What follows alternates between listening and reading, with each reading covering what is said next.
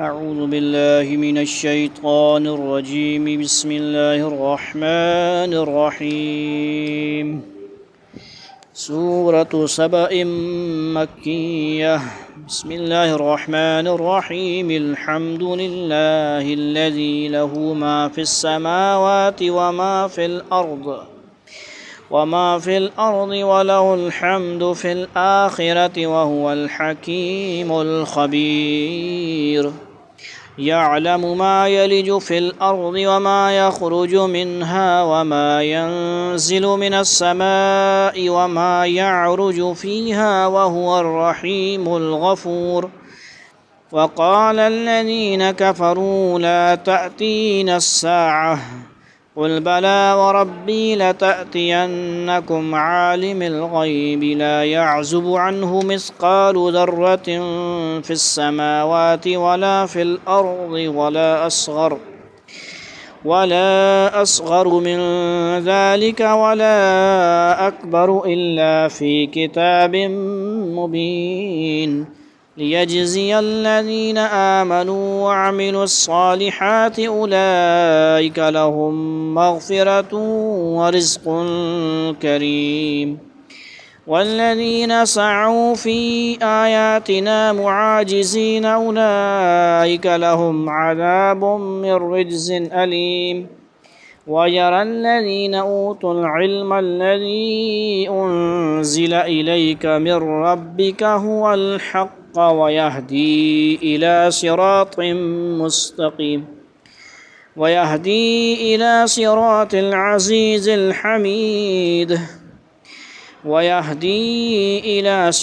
العزيز الحميد. وقال الذين كفروا هل ندلكم على رجل ينبئكم إذا مزقتم كل ممزق إنكم لفي خلق جديد أفترى على الله كذبا أم به جنة بل الذين لا يؤمنون بالآخرة في العذاب والضلال البعيد. أفلم يروا إلى ما بين أيديهم وما خلفهم من السماء والأرض إن نشأ نخسف بهم الأرض أو نسقط عليهم كسفا من السماء إن في ذلك لآية لكل عبد منيب.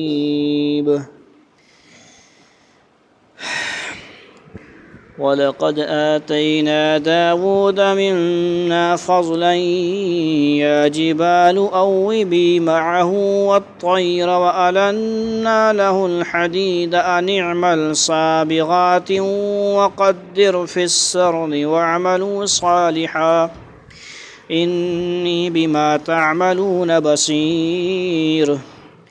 ولسليمان الريح غدوها شهر ورواحها شهر وأسلنا له عين القطر. ومن الجن من يعمل بين يديه بإذن ربه ومن يزغ منهم عن أمرنا نذقه من عذاب السعير. يعملون له ما يشاء من محاريب وتماثيل وجفان جواب وقدور الراسيات. اعملوا آل داود شكرا وقليل من عبادي الشكور. فلما قضينا عليه الموت ما دلهم على موته إلا دابة الأرض تأكل من سأته فلما خر تبينت الجن أن لو كانوا يعلمون الغيب ما لبثوا في العذاب المهين. لقد كان لسبأ في مسكنهم آية جنتان عن يمين وشمال كلوا من رزق ربكم واشكروا له بلدة طيبة ورب غفور. فأعرضوا فأرسلنا عليهم سيل العرم وبدلناهم بجنتيهم جنتين ذواتي أكل خمط وأصل وشيء من صدر قليل ذلك جزيناهم بما كفروا وهل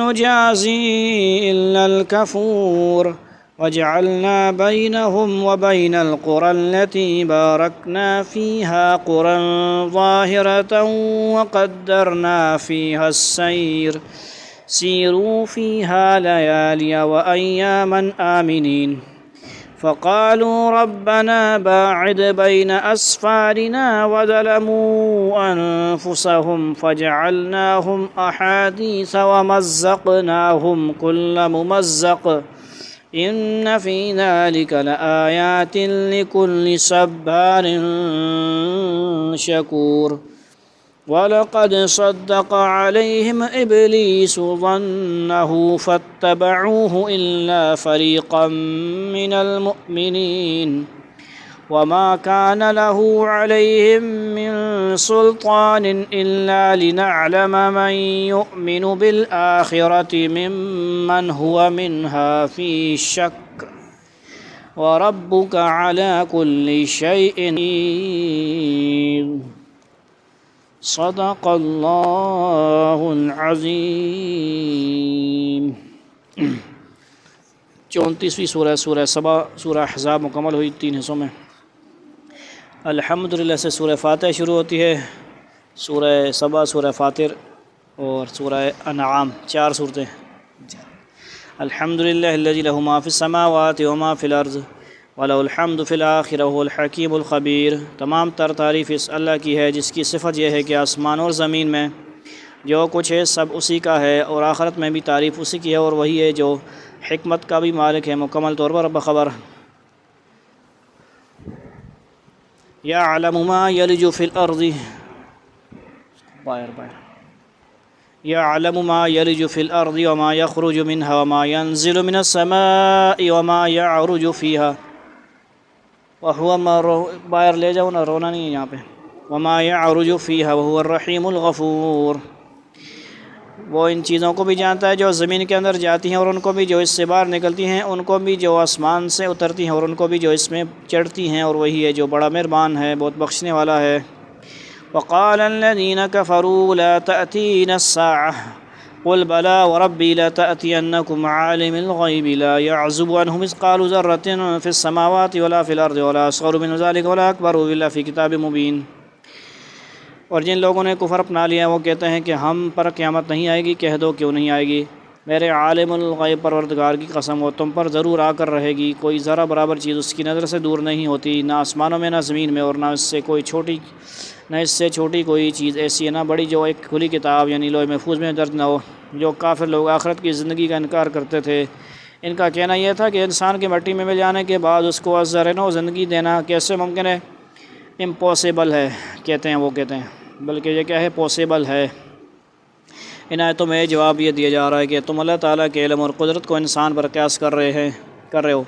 اللہ تعالیٰ کا علم تو اس کائنات کے ہر چھوٹے سے چھوٹے ذرے کا بھی احاطہ کیے ہوئے ہے، اور جو ذات آسمان و زمین جیسی عظیم الشان مخلوقات کو بالکل عدم سے وجود میں لا سکتی ہے، اس کے لیے کیا مشکل ہے کہ مردہ جسم کے ذرات کو دوبارہ اکٹھا کر کے جمع کر کے انہیں نئی زندگی عطا کر دے۔ اور آیت نمبر 4 میں آخرت کی زندگی کی عقلی ضرورت بھی بیان فرمائی گئی ہے کہ اگر یہ دنیائی سب کچھ ہے اور کوئی دوسری زندگی آنے والی نہیں ہے، تو اس کا مطلب یہ ہے کہ اللہ تعالیٰ نے اپنے فرما بردار اور نافرمانوں میں کوئی فرق ہی نہیں رکھا۔ آخرت کی زندگی اس لیے ضروری ہے تاکہ اس میں فرما برداروں کو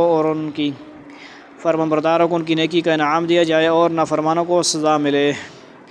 لِيَجْزِيَ الَّذِينَ آمَنُوا بِالصَّالِحَاتِ أُولَٰئِكَ لَهُم مَّغْفِرَةٌ وَرِزْقٌ كَرِيمٌ۔ اور قیامت اس لیے آئے گی تاکہ جو لوگ ایمان لائے ہیں اور انہوں نے نیک عمل کیے ہیں، اللہ ان کو انعام دے، ایسے لوگوں کے لیے مغفرت ہے اور باعزت رزق ہے، روزی۔ وَالَّذِينَ سَعَوْا فِي آيَاتِنَا مُعَاجِزِينَ أُولَٰئِكَ لَهُمْ عَذَابٌ مِّن رِجْزٍ أَلِيمٌ۔ اور جن لوگوں نے ہماری آیتوں کے بارے میں یہ کوشش کی ہے کہ انہیں ناکام بنائیں، ان کے لیے بلا کا دردناک عذاب ہے۔ وَيَرَى الَّذِينَ أُوتُوا الْعِلْمَ الَّذِي أُنزِلَ إِلَيْكَ مِن رَّبِّكَ هُوَ الْحَقُّ وَيَهْدِي إِلَىٰ صِرَاطِ الْعَزِيزِ الْحَمِيدِ۔ اور اے پیغمبر صلی اللہ علیہ وسلم، جن لوگوں کو علم عطا ہوا ہے وہ خوب سمجھتے ہیں کہ تم پر تمہارے رب کی طرف سے جو کچھ نازل کیا گیا ہے وہ حق ہے، اور اس حق اللہ کا راستہ دکھاتا ہے جو اقتدار کا مالک ہے، ہر تعریف کا مستحق بھی۔ وقال الذين كفروا هل ندلكم على رجل ينبئكم إذا مزقتم كل ممزق إنكم لفي خلق جديد۔ اور یہ کافر لوگ ایک دوسرے سے کہنے لگے کیا ہم تمہیں ایک ایسے شخص کا پتہ بتائیں جو تمہیں یہ خبر دیتا ہے کہ جب تم مر کر بالکل ریزہ ریزہ ہو چکے گے تو اس وقت تم ایک نئے جنم میں آؤ گے۔ افترى على الله كذبا ام به جنة بل الذين لا يؤمنون بالآخرة في العذاب والضلال البعيد۔ یہ پتہ نہیں اس شخص نے اللہ پر جھوٹ باندھا ہے یا اس سے کسی طرح کا جنون لاق ہے، نہیں بلکہ حقیقت یہ ہے کہ جو لوگ آخرت پر ایمان نہیں رکھتے وہ خود عذاب میں اور پرلے درجے کی گمراہی میں مبتلا ہیں۔ یہ اللہ تعالیٰ کی طرف سے ان کی مذکورہ بات کا جواب ہے۔ انہوں نے حضور اقدس صلی اللہ علیہ وسلم کے بارے میں دو احتمال ذکر کیے تھے، ایک یہ کہ معاذ اللہ آپ نے اللہ تعالیٰ پر جھوٹ باندھا ہے جو اللہ تعالیٰ کے عذاب کو دعوت دینے کے مترادف ہے۔ اس کے جواب میں اللہ تعالیٰ نے ارشاد فرمایا کہ حضرت صلی اللہ علیہ وسلم نے عذاب الہی کو دعوت دینے والا کوئی کام نہیں کیا، اس کے برعکس آخرت کے منکرین ضرور عذاب کا کام کر رہے ہیں۔ دوسرا احتمال کافروں نے یہ ذکر کیا تھا کہ معاذ اللہ استغفر اللہ آپ کو جنون لاق ہو گیا ہے، اور جنون کی حالت میں اگرچہ عذاب نہیں ہوتا لیکن مجنون راستے سے بھٹکا ہوا ضرور ہوتا ہے۔ اس کے جواب میں فرمایا گیا کہ آپ نہیں بلکہ منکرین آخرت پر درجے کی گمراہی میں مبتلا ہیں۔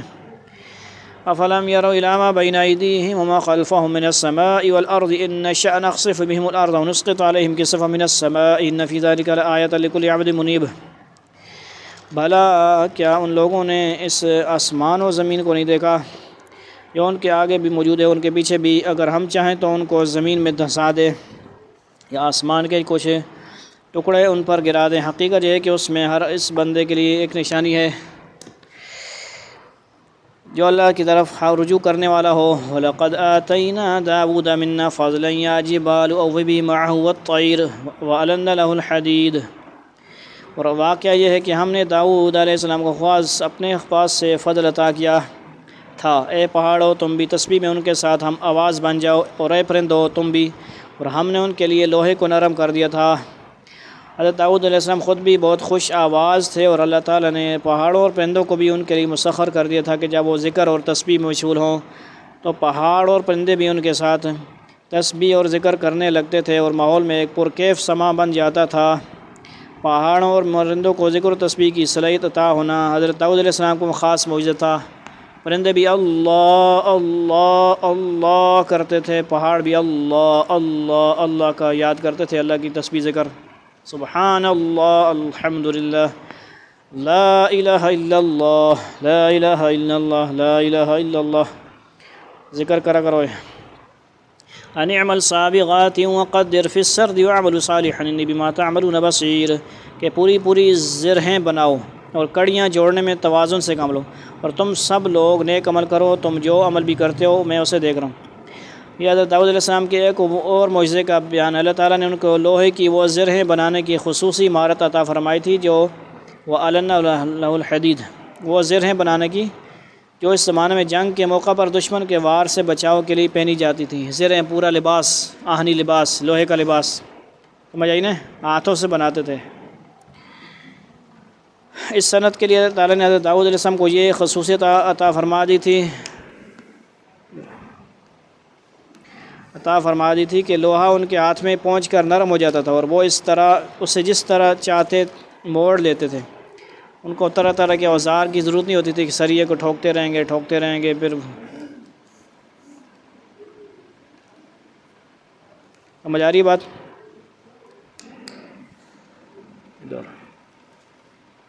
میں ریکارڈنگ ختم کرتا ہوں نا، پھر میں انشاءاللہ علاج کرتا ہوں۔ علاج مجھے آتے ہیں بہت سارے آپ لوگوں کے۔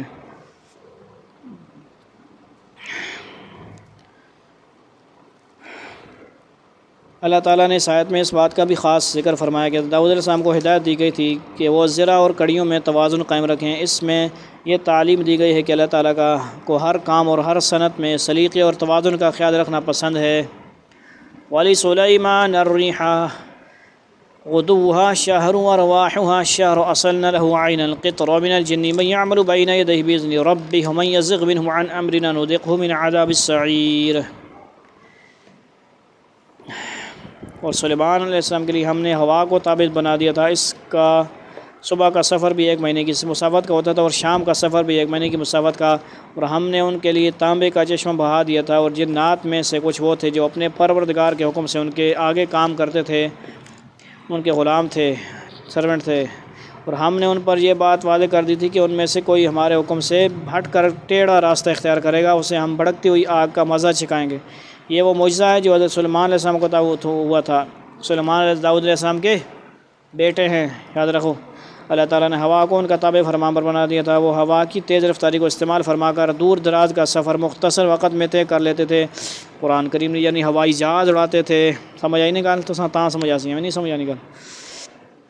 قرآن کریم نے اس معجزے کی تفصیل بیان نہیں فرمائی، لیکن بعض روایت سے معلوم ہوتا ہے کہ ان کے تخت کو ہوا پر اڑنے کی صلاحیت دے دی گئی تھی، چنانچہ جو سفر عام حالات میں 1 مہینے میں طے ہوا کرتا تھا وہ اس طرح من صرف صبح یا صرف شام میں طے ہو جایا کرتا تھا۔ یہ ایک اور نعمت کا ذکر ہے جو حضرت سلیمان کو عطا فرما ہوئی تھی کہ تانبے کا ایک چشمہ ان کی دسترس میں تھا، اور اس میں اللہ تعالیٰ نے تانبے کو سیال بنا دیا تھا، جس کی وجہ سے تانبے کی مصنوعات آسانی سے بن جاتی تھیں۔ وہ شریر جنات جو کسی کے قابو میں نہیں آتے تھے، اللہ تعالیٰ نے ان کو حضرت سلیمان کے تابع بنا دیا تھا، چنانچہ وہ ان کی مختلف خدمات انجام دیتے تھے، جن میں سے کچھ کا ذکر آگے آ رہا ہے۔ یہاں یہ واضح رہے کہ حضرت سلیمان کے لیے تو جنات کو اللہ تعالیٰ نے خود تابع بنا دیا تھا، لیکن آج کل جو لوگ عملیات کے ذریعے جنات کو تابع بنانے کا دعویٰ کرتے ہیں، اگر وہ صحیح ہو اور اس کے لیے کوئی ناجائز طریقہ بھی اختیار نہ کرنا پڑے تو وہ صرف اس صورت میں جائز ہے جب اس کا مقصد شریر جنات کی تکلیف سے بچنا ہو، ورنہ کسی آزاد بے ضرر جن کو غلام بنانا جائز نہیں۔ یعملون له ما یشاء من محارب وتماثیل وجفان کالجواب وقدور الراسیات اعملوا آل داود شکرا وقلیل من عبادی الشکور۔ وہ جنات سلیمان کے لیے جو وہ چاہتے بنا دیا کرتے تھے، اونچی اونچی عمارتیں، تصویریں، حوض جیسے بڑے بڑے لگن اور زمین میں جمی ہوئی دیگیں۔ اے داؤد کے خاندان والو، تم ایسے عمل کرو جن خدا معاف ہے نا بھائی، ایسے عمل کرو، معاف نہیں ہے، تم ایسے عمل کیا کرو جن سے شکر ظاہر ہو، اور میرے بندوں میں کم لوگ ہیں جو شکر گزار ہیں۔ ظاہر یہ ہے کہ تصویریں بے جان چیزوں کی ہوتی تھیں، جیسے درختوں اور عمارتوں وغیرہ کی، اس لیے کہ تورات سے معلوم ہوتا ہے کہ جانداروں کی تصویریں بنانا حضرت سلیمان کی شریعت میں بھی ناجائز تھا۔ ان عظیم الشان انعامات و احسانات کا شکر ادا کرتے رہو، محض زبان سے نہیں بلکہ عمل سے وہ کام کرو جن سے حق تعالیٰ کی شکر گزاری ٹپکتی ہو۔ بات یہ ہے کہ احسان تو خدا کم و بیش سب پر کرتا ہے، لیکن پورے شکر گزار بندے بہت تھوڑے ہیں۔ جب تھوڑے ہیں تو قدر زیادہ ہوگی، لہذا کامل شکر گزار بن کر اپنی قدر و منزلت بڑھاؤ۔ یہ خطاب داؤد علیہ السلام کے کنبے اور گھرانے کو ہے، کیونکہ علاوہ مستقل احسانات کے داؤد پر احسان من وجہ سب پر احسان۔ رونا نہیں چاہیے، نہیں روئے گا تو باہر کھڑا رہے، وہاں پہ باہر قاعدہ وہاں پہ بٹھاؤ، قاعدہ وہاں پہ سامنے اس کو بٹھاؤ، ڈسٹرب کرتے ہیں آپ لوگ۔ احسان من وجہ سب پر احسان کہتے ہیں کہ داؤد علیہ السلام نے تمام گھر والوں پر اوقات تقسیم کر دیے تھے۔ دن رات کے 24 گھنٹوں میں کوئی وقت ایسا نہ تھا جب ان کے گھر میں کوئی نہ کوئی شخص عبادت الہی میں مشغول نہ رہتا ہو، سب اپنے اپنے وقت پہ۔ ادھر آ کے بیٹھو۔ فلما قضينا عليه الموت ما دلهم على موته إلا دابة الأرض تأكل من سأته فلما خر تبينت الجن ولو كانوا يعلمون الغيب ما لبثوا في العذاب المهين۔ پھر جب ہم نے سلیمان کی موت کا فیصلہ کیا تو ان جنات کو ان کی موت کا پتہ کسی اور نے نہیں بلکہ زمین کے کیڑے نے دیا جو ان کے عصا کو کھا رہا تھا۔ چنانچہ جب وہ گر پڑے تو جنات کو معلوم ہوا کہ اگر وہ غیب کا علم جانتے ہوتے تو اس وقت ذلت والی تکلیف میں مبتلا نہ رہتے۔ حضرت سلیمان علیہ السلام نے بیت المقدس کی تعمیر پر جنات کو مقرر کیا ہوا تھا۔ جنات کی کہانی سنو، انس ادھر آ جاؤ قریب۔ یہ جنات طبعی طور پر سرکش تھے، یعنی شرارتی وغیرہ، ٹھیک ہے جی، ہوتے ہیں نا، اور صرف حضرت سلیمان علیہ السلام کی نگرانی میں کام کرتے تھے، اور اندیشہ تھا کہ حضرت سلیمان علیہ السلام کی وفات کے بعد وہ کام کرنا چھوڑ دیں۔ کچھ ایسے شریر بھی ہیں نا جو لوگوں کو دیکھ کے کام کرتے ہیں، مسجد میں صفائی کرتے ہیں، ایسے نہیں کرتے، اللہ کی رضا کے لیے نہیں کرتے یا اپنی ڈیوٹی سمجھ کے نہیں کرتے. لوگ آ کے دیکھتے ہیں، لوگوں کے سامنے دکھلاوے کے لیے کرتے ہیں لوگ، اس کا فائدہ کوئی بھی نہیں. اللہ تعالیٰ دیکھ رہے ہیں. ایسے بھی ہیں نا، جس طرح جنات سلیمان علیہ السلام کے سامنے کام کرتے تھے ان سے ڈر کے، تو کچھ لوگ ایسے ہیں کسی کے دکھلاوے کو، کسی کے نیت خود اللہ ہی جانتے ہیں نا. اور اندیشہ تھا کہ سلیمان کی وفات کے بعد وہ کام کرنا چھوڑ دیں گے، اس لیے جب ان کی وفات کا وقت، یعنی وہ پروجیکٹ پورا نہیں ہوگا، جب وہ سلیمان علیہ السلام وفات پا جائیں گے تو وہ کام چھوڑ دیں گے. لہذا ایسا طریقہ اختیار کیا. اس لیے جب ان کی وفات کا وقت قریب آیا تو انہوں نے یہ تدبیر اختیار کی کہ جنات کی نگاہوں کے سامنے ایک عصا کے سہارے اپنی عبادت گاہ میں کھڑے ہو گئے، جو شفاف شیشے کی بنی ہوئی تھی، تاکہ جنات انہیں دیکھتے رہیں. اسی حالت میں ان کی وفات ہو گئی، لیکن اللہ تعالیٰ نے ان کے جسم کو عصا کے سہارے کھڑا رکھا اور جنات یہ سمجھتے رہے کہ وہ زندہ ہیں، یہاں تک کہ انہوں نے تعمیر کا کام مکمل کر لیا. پھر اللہ تعالیٰ نے اس عصا پر دیمک مسلط فرما دی، جس نے عصا کو کھانا شروع کیا. عصا کمزور پڑ گیا اور سلیمان علیہ السلام کا جسم گر پڑا. اس وقت جنات کو احساس ہوا کہ وہ اپنے آپ کو جو عالم الغیب سمجھتے تھے وہ کتنی غلط بات تھی. یعنی جنات، اگر انہیں غیب کا پتہ ہوتا تو وہ اپنے اتنے دن تک غلط فہمی میں مبتلا رہ کر تعمیر کے کام کی تکلیف نہ اٹھاتے. ان انبیاء کے جسم کو نہیں کھاتی کوئی چیز، مٹی وغیرہ. عصا جو تھا لکڑی تھی نا، اس کو کھایا اس نے. سمجھ آئی نہیں گل؟ لقد كان لسبع في مسكنهم آية جنتان عن يمين وشمال كلوا من رزق ربكم واشكروا له بلدة طيبة ورب غفور. حقیقت یہ ہے کہ قوم سبا کے لیے خود اس جگہ ایک نشانی موجود تھی جہاں وہ رہا کرتے تھے. دائیں اور بائیں دونوں طرف باغوں کے 2 سلسلے تھے. اپنے پروردگار کا دیا ہوا رزق کھاؤ اور اس کا شکر بجا لاؤ. ایک تو شہر بہترین، دوسرے پروردگار بخشنے والا. قوم سبا یمن میں آباد تھی اور کسی زمانے میں وہ اپنے تہذیب و تمدن میں ممتاز حیثیت رکھتی تھی. جیسا کہ قرآن کریم نے بتایا، ان کی زمینیں بڑی زرخیز تھیں.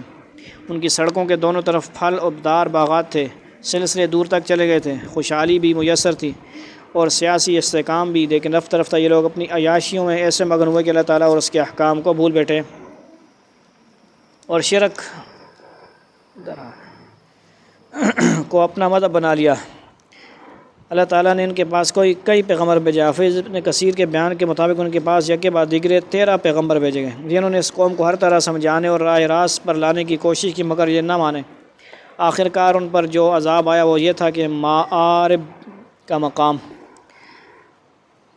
کے مقام پر ایک بند تھا جس کے پانی سے ان کی زمینیں سیراب ہوتی تھیں. اللہ تعالیٰ نے وہ بند توڑ دیا اور اس طرح پوری بستی کو سیلاب نے گھیر لیا اور سارے باغات تباہ ہو گئے. فَأَعْرَضُوا فَأَرْسَلْنَا عَلَيْهِمْ سَيْلَ الْعَرِمِ وَبَدَّلْنَاهُمْ بِجَنَّتَيْهِمْ جَنَّتَيْنِ ذَوَاتَيْ أُكُلٍ خَمْطٍ وَعَسْلٍ وَشَيْءٍ مِّن صِدْرٍ قَلِيلٍ. پھر بھی انہوں نے ہدایت سے منہ موڑ لیا، اس لیے ہم نے ان پر بند والا سیلاب چھوڑ دیا اور ان کے دونوں طرف کے باغوں کو ایسے 2 باغوں میں تبدیل کر دیا جو بد مزہ پھلوں، چھاؤں کے درختوں اور تھوڑی سی بیریوں پر مشتمل تھے. ذَلِكَ جَزَيْنَاهُمْ بِمَا كَفَرُوا وَهَلْ نُجَازِي إِلَّا الْكَفُورَ. یہ سزا ہم نے ان کو اس لیے دی کہ انہوں نے ناشکری کی روش اختیار کی تھی، اور ایسی سزا ہم کسی اور کو نہیں، بڑے بڑے ناشکروں ہی کو دیا کرتے ہیں. وَجَعَلْنَا بَيْنَهُمْ وَبَيْنَ الْقُرَى الَّتِي بَارَكْنَا فِيهَا قُرًى ظَاهِرَةً وَقَدَّرْنَا فِيهَا السَّيْرَ سِيرُوا فِيهَا لَيَالِيَ وَأَيَّامًا آمِنِينَ. اور ہم نے ان کے اور ان بستیوں کے درمیان جن پر ہم نے برکت نازل کی تھیں ایسی بستیاں بسا رکھی تھیں جو دور سے نظر آتی تھیں، اور ان میں سفر کو نپے تولے مرحلوں میں بانٹ دیا تھا اور کہا تھا کہ ان بستیوں کے درمیان راتیں ہوں یا دن، امن و امان کے ساتھ سفر کرو، مزے سے سفر کرو، انجوائے کر کے. اس سے مراد شام اور فلسطین کے علاقے ہیں، یعنی پرامن طریقے سے. ہمیں انجوائے نہ مطلب غلط نہ سمجھا کرو، کیونکہ اللہ تعالیٰ نے ان علاقوں کو ظاہری حسن اور شادابی سے بھی نوازا ہے اور انبیاء کرام کی سرزمین ہونے کا بھی شرف عطا فرمایا ہے. یہ اللہ تعالیٰ کے ایک اور انعام کا ذکر ہے جو سبا کی قوم پر فرمایا گیا تھا. یہ لوگ تجارتی مقاصد کے لیے یمن سے شام کا سفر کیا کرتے تھے. اللہ تعالیٰ نے ان کی سہولت کے لیے یہ انتظام فرما دیا تھا کہ یمن سے لے کر شام تک کے پورے علاقے میں تھوڑے تھوڑے فاصلے پر بستیاں بسائی تھیں جو سفر کے دوران تھوڑے تھوڑے وقفے سے نظر آتی رہتی تھیں. اس کا ایک فائدہ تو یہ تھا کہ سفر کو آسان مرحلوں میں تقسیم کیا جا سکتا تھا اور مسافر جہاں چاہے کھانے پینے اور سونے کے لیے ٹھہر سکتا تھا، اور دوسرا فائدہ یہ تھا کہ اس طرح بستیوں کے تسلسل کی وجہ سے نہ چوری ڈاکے کا خطرہ تھا، نہ راستہ بھٹک جانے کا، نہ کھانے پینے کے سامان کے ختم ہونے جانے کا، لیکن بجائے اس کے کہ یہ لوگ اس نعمت کی قدر پہچان کر اللہ تعالیٰ کا شکر ادا کرتے، انہوں نے الٹا اللہ تعالیٰ سے یہ کہنا شکر دیا کہ بستیوں کے اس تسلسل کی وجہ سے ہمیں سفر کی مہم جوئی کا مزہ ہی نہیں آتا، اس لیے یہ بستیاں ختم کر کے منزلوں کا فاصلہ بڑھا دیجیے تاکہ صحراؤں اور جنگلوں میں سفر کرنے کا لطف آئے۔ لمبا راستہ بڑھا دو، لمبی سڑک بڑھاؤ، لمبی سنسان سڑک بڑھاؤ، بس گاڑی جا رہی ہے اور میں اکیلے ہوں، کوئی لوٹتا ہے لوٹ لے، جو مرضی کرتا ہے کر لیں۔ سمجھ آ رہی بات؟ شکر نہیں کرتے ہم لوگ، شکر ادا کر ہم لوگ کیسا راستہ اختیار کرتے ہیں یہاں ٹریفک ہو، جہاں پہ یہاں کم از کم آبادی ہو، غیر آبادی میں کرتا ہوں صبر، تھوڑا صبر کرو آپ لوگ، اٹھ ادھر آ جاؤ، ٹوپی کر ادھر آ کے پھر تم لوگ دفع ہو جاؤ جلدی سے، مجھے بہت مجبور کرتے ہو، کنٹرول کرنا پڑتا۔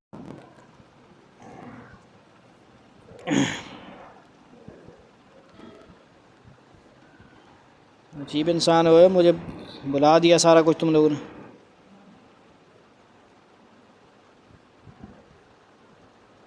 نے۔ کہاں تک ہوا؟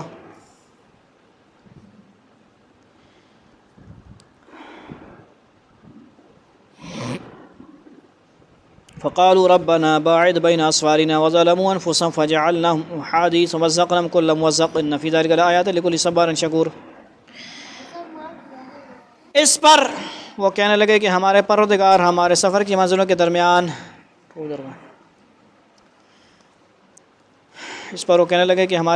ہمارے سفر کی منزلوں کے درمیان دور دور کے فاصلے پیدا کر دیجئے، فاصلے کر لو آپ لوگ، دفع ہو جاؤ، دور منزلوں کے درمیان دور تک کے فاصلے کر دے، اور جو انہوں نے اپنی جانوں پر ستم ڈھایا جس کے نتیجے میں ہم نے انہیں افسانہ بنا دیا، بھلائی ہو گئے، اور انہیں ٹکڑے کر کے بالکل تیز تتر بتر کر دیا۔ یقیناً اس واقعے میں ہر اس شخص کے لیے بڑی نشانیاں ہیں جو صبر و شکر کا خوگر ہو۔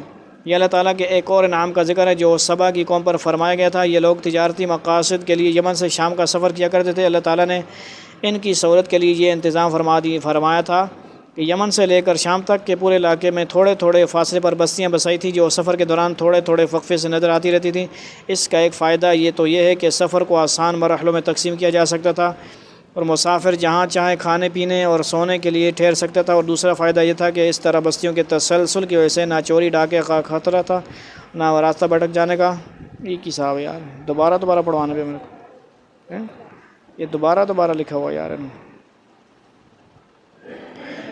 وَلَقَدْ صَدَّقَ عَلَيْهِمْ إِبْلِيسُ ظَنَّهُ فَاتَّبَعُوهُ إِلَّا فَرِيقًا مِّنَ الْمُؤْمِنِينَ، اور واقعی لوگوں کے بارے میں ابلیس نے اپنا خیال درست فرما پایا، چنانچہ یہ اسی کے پیچھے چل پڑے سوائے اس گروہ کے جو مومن تھا۔ یعنی ابلیس نے حضرت آدم کی پیدائش کے وقت جو خیال ظاہر کیا تھا کہ میں آدم کی اولاد کو بہکاؤں گا، ان سرکش لوگوں میں کے حق میں وہ واقعی درست نکلا کہ انہوں نے اس کی بات مان لی۔ وما كان له عليهم من سلطان إلا لنعلم من يؤمن بالآخرة ممن هو منها في شك وربك على كل شيء حفيظ، اور ابلیس کو ان پر کوئی تسلط نہیں تھا، البتہ ہم نے اس کو بہکانے کی صلاحیت اس لیے دی تھی کہ ہم یہ دیکھنا چاہتے تھے کہ کون ہے جو آخرت پر ایمان لاتا ہے اور کون ہے جو اس کے بارے میں شک میں پڑا ہوا ہے، اور تمہارا پروردگار ہر چیز پر نگران ہے۔ یعنی شیطان کو ہم نے کوئی ایسی طاقت نہیں دی تھی کہ وہ انسانوں پر زبردستی مسلط ہو کر ان کو نافرمانی پر مجبور کر دے، البتہ اسے صرف بہکانے کی صلاحیت دی تھی جس سے دل میں گناہ کی خواہش بھی ضرور پیدا ہو جاتی ہے، مگر کوئی شخص گناہ اور نافرمانی پر مجبور نہیں ہوتا، اور اگر کوئی شخص عقل اور شریعت کے مطابق مطالبے پر ڈٹ جائے تو شیطان کچھ بھی نہیں کر سکتا، اور یہ صلاحیت بھی اس کو اس لیے دی گئی ہے کہ اس کے ذریعے انسانوں کی آزمائش بھی مقصود تھی کہ کون ہے جو آخرت کی زندگی کو پیش نظر رکھ کر شیطان کی بات رد کر دیتا ہے اور کون اسے مان لیتا ہے، کون روحانی طاقت حاصل کرتا ہے، اس کا مقابلہ کرتا ہے، قرآن پڑھتا ہے، عمل کرتا ہے، اور کون نہیں کرتا۔ وآخر دعوانا الحمدللہ رب العالمین، والسلام علیکم۔